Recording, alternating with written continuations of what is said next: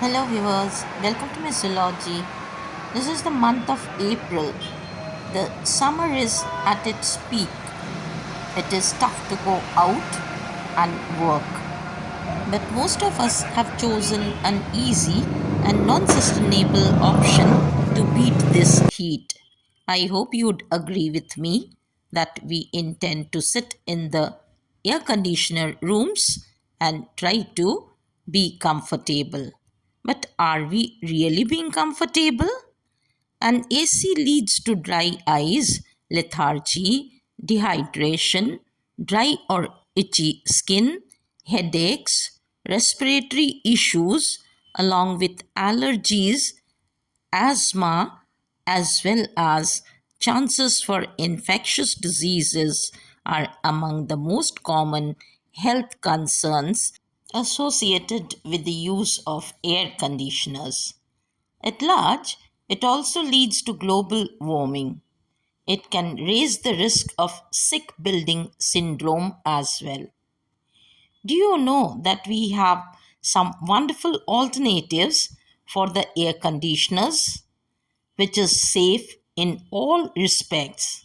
Now, let me show you an Indian heritage site which has used the most sustainable way to insulate their walls and the rooms from the scorchy heat in a beautiful manner.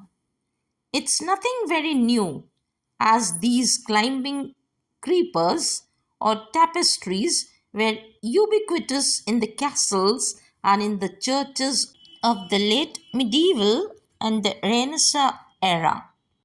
On these walls, you can see the creeping fig, which is an unique idea. It is a fast growing hardy vine which is great for covering the large walls and the fences where a green wall is desired, along with insulation from heat or even the chilling cold during winters. This is scientifically known as Ficus repens, and it is a self attaching creeper. So there is no need of cables or tires of espaliers to attach it to a wall. At a practical level, they not only provide beautification, but they are apt as an insulator or an alternative of the air conditioners, providing thorough insulation from the heat in the summer as well as the contrary in the winter. This is the ethnic Bangalore Palace, which was constructed from 1874 to 1878. The landscaping of this property was done by John Cameron, with several improvements and additions from time to time. The Wadiyah dynasty lived here, that was basically used for the education of their children.